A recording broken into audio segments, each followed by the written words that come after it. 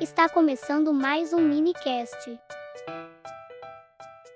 Olá, estamos aqui hoje no nosso primeiro episódio do minicast. Me chamo Edna Freitas, sou psicóloga e CEO da Clínica Minimundo. E para o nosso primeiro episódio, a gente está hoje com uma convidada super especial que é fisioterapeuta, psicomotricista, mestre em saúde, escritora, pastora, mãe atípica, com várias formações na área da saúde e na área do transtorno do espectro autista, que será a nossa convidada, Reisa Stephanie. Reisa, seja bem-vinda ao nosso primeiro episódio do nosso minicast. E eu gostaria de começar sabendo um pouco sobre a sua área, né? A psicomotricidade. Qual é a necessidade, qual é a importância dessa área no desenvolvimento infantil, com crianças atípicas, crianças típicas também? Fala um pouquinho sobre a psicomotricidade e a importância dela no acompanhamento dessas crianças. Pronto, primeiramente, estou muito honrada de estar aqui. Obrigada pelo convite. E é algo que sempre as pessoas perguntam muito, o porquê da psicomotricidade? O que é que a psicomotricidade tem como um diferencial? Na verdade, na psicomotricidade, a gente associa o movimento da criança com as emoções, com o pensamento, com a mente. Nós entendemos que não tem como ela se movimentar sem que a mente esteja envolvida nisso. E a gente sempre tenta envolver o lúdico, principalmente porque a criança precisa do lúdico. Vou dar um exemplo para que as pessoas possam entender melhor. Tem um paciente autista que ele tem hiperfoco em ventilador. Então, eu fui colocar para ele girar o bambolê no braço. E aí, enquanto ele girava, eu disse, olha, faz o movimento da hélice do ventilador. E nesse momento ele conseguiu fazer o movimento, porque envolveu não só a função, como também a motivação que ele tem, aquele hiperfoco que foi bom para o trabalho do exercício e assim fluiu. Então, sempre que a gente vai envolver o movimento do paciente, a gente se preocupa com a mente desse paciente. Ele tem que estar focado, ele tem que estar motivado, a gente tem que entender se aquilo ali está sendo prazeroso para ele também e aí envolver o corpo como um todo. Reis, outra dúvida que o pessoal traz muito pra gente é se a psicomotricidade ela é apenas para crianças atípicas ou não. Sim, ótima pergunta. Na verdade, o principal pilar para a psicomotricidade é o atraso. Só que não precisa ser atípico para poder atrasar. E aí a criança, às vezes, por exemplo, um bebezinho, ele demora a fazer o arrastar, o sentar, o sustentar a cabeça, o engatinhar. Tem crianças que já não engatinham, mas já querem pular direto para a fase do andar. E aí são crianças que possivelmente já vão precisar, que não necessariamente são crianças atípicas, que têm alguma comorbidade, mas, ao mesmo tempo, as pessoas pensam que a criança já está andando, então está tudo ok. Não está tudo ok. Como é que está o andar dessa criança? Como é que essa criança pula? Eu tenho, assim, como os pacientes às vezes com 10 anos de idade que não conseguem se pendurar numa barra, que é uma atividade, assim, básica para crianças, principalmente nessa faixa etária. Então, a psicomotricidade, ela vai ajudar crianças típicas e atípicas, tanto a recuperar fases que foram atrasadas, como também a aprimorar os movimentos ideais para aquela idade. Certo. E de que forma a própria família pode participar no processo de psicomotricidade dessa criança em casa, que não necessariamente está dentro do contexto de terapia?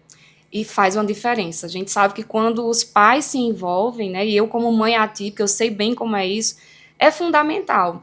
Eu sempre gosto de estar passando exercícios, orientações para que sejam feitos em casa. Então, primeira coisa que o pai tem que ver, o porquê que meu filho está fazendo psicomotricidade. Tem uns que só vêm porque foi encaminhado e ficam, mas eles têm que entender o porquê. Eu gosto muito de, no dia da avaliação, ir mostrando, ó, tá vendo que ele está fazendo isso aqui? Ele deveria fazer dessa forma. E vou pontuando aquilo que precisa de ajuste, de correção.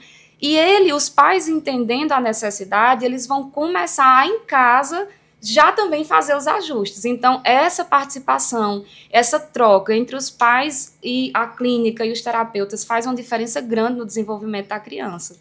E quais seriam esses atrasos que essas crianças apresentam para que o pessoal de casa comece a observar se a sua criança está apresentando algum tipo de atraso? O que seria interessante você dizer para a gente quais os atrasos que são interessantes ter um olhar diferenciado para trazer para uma avaliação? Certo, pronto. Então, vamos lá. Se é um bebê entre 0 e 1 ano de idade, a gente tem que ver as etapas. Está demorando para sustentar a cabeça, tá demorando para arrastar, para sentar, tá demorando para andar, porque geralmente o que os pais ficam mais assustados é com o andar. Às vezes uma criança com 1 ano e meio não anda, ou só fica em pé, se segura, dá um passinho e cai. Então, já são fatores que os pais precisam ficar atentos. Isso aí já é um atraso na questão motora, nas etapas do desenvolvimento neuropsicomotor. Outra questão também, se a criança ela é muito apática, por exemplo, você coloca um brinquedo para chamar a atenção e ela não demonstra nenhum interesse nesse brinquedo, ou mesmo ela pega esse brinquedo e faz um uso disfuncional. A gente tem aquele exemplo bem clássico do carrinho, né? Pega um carrinho, ao invés de brincar com o carrinho, ela fica girando a roda, ela fica virando o carrinho. Então, é o brincar disfuncional, que também é algo que não necessariamente esteja associado a um atraso, mas que tem a ver com a relação da criança com o brinquedo, a forma como ela percebe o mundo. Já nas crianças maiores, o que é que eu sempre digo aos pais? Observa, sua criança sabe pular uma amarelinha, sua criança se equilibra numa perna só, sua criança, se ela for brincar com as outras crianças, você percebe que ela tropeça muito, que ela se esbarra. Então, são crianças mais descoordenadas. Já são fatores também que os pais precisam estar atentos. Reis, agora uma pergunta enquanto mãe, né? Vamos ver se você consegue dar uma separada aqui da profissional da mãe. Em relação às suas filhas, a Sabrina e a Stephanie, você notou nelas algum atraso no desenvolvimento motor? Elas precisaram de terapia ou elas ainda fazem terapia? Pronto. A Stephanie, ela tem 8 anos e ela é autista, nível 1 de suporte e também tem o TDAH. E a Sabrina também é autista, nível 1 de suporte. As duas, em termos motores em si, até essa fase ali do primeiro ano, segundo ano, elas não tiveram atraso, porque eu, como mãe, fisioterapeuta, acabei estimulando. Porém, a Sabrina me chamou a atenção no atraso de fala. Ok, que isso aí já repercutiu para outros comportamentos, uma timidez mais excessiva. Porém, nas duas é interessante, Weidna, porque eu percebi ambas muito descoordenadas. As duas são de tropeçar muito, de cair com facilidade, de se esbarrar nas paredes, que foi o que eu já falei aqui, que são alguns sinais. Além também, por exemplo, a Stephanie tem o TDAH, a própria agitação dela já atrapalha um pouco em algumas funções motoras. Então, tudo isso foram fatores que eu percebi a necessidade delas terem um acompanhamento. Obviamente, não comigo, porque a gente, enquanto mãe, não funciona muito. Mas elas são acompanhadas. E eu vejo a diferença que faz, por exemplo, Sabrina, ela hoje tem 4 anos, e ela não conseguia pular uma amarelinha. Uma brincadeira simples, que uma criança de 4 anos já deve conseguir. E ela não conseguia, ela caía, ela não tinha a noção de quando era para ir só uma perna, quando era para ir as duas. Então, eu já vejo resultados, os benefícios da psicomotricidade no tratamento delas. Elas evoluem super bem, elas ficam, inclusive, é tão interessante porque como o corpo é um todo, né, o movimento envolve tudo, isso repercute na escola. O melhor desempenho nas funções motoras faz com que elas tenham um melhor desempenho também escolar. E aí, quando você fala que ela tem dificuldade de pular a amarelinha, né, a gente traz para aquela fala de que há um comprometimento não só na parte motora, mas toda da parte social. Sim. Como uma brincadeira em pares, como a amarelinha, por exemplo, ela não conseguir participar e ele, de certa forma, se sentir um pouco excluída, né, de uma brincadeira que às vezes ela quer participar, as coleguinhas chamam, mas ela não consegue. Então, isso também implica na socialização, numa possível timidez, né, numa exclusão social. E aí, a importância da gente entender que um fator motor, ele engloba todos os outros fatores sociais e psicológicos também. E aí, mesmo. O que você deixaria para os pais que estão assistindo e acompanhando a gente de dicas, né, em relação a atrasos, a psicomotricidade, o que eles podem observar, o que eles podem ver e, de repente, ter um olhar diferenciado na parte motora que você acha interessante? Pronto. Já teve os sinais, né, que eu já fiz aqui um alerta do que pode chamar a atenção.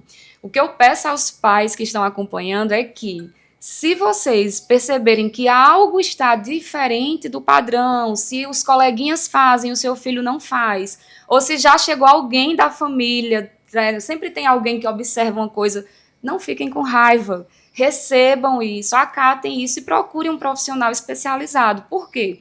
Se de repente houver um atraso, houver algo disfuncional, o profissional vai poder te ajudar. E a gente entende que existe a plasticidade neuronal, que é justamente a criança ali nos primeiros anos de vida, ela aprende muito mais rápido, então ela desenvolve mais rápido.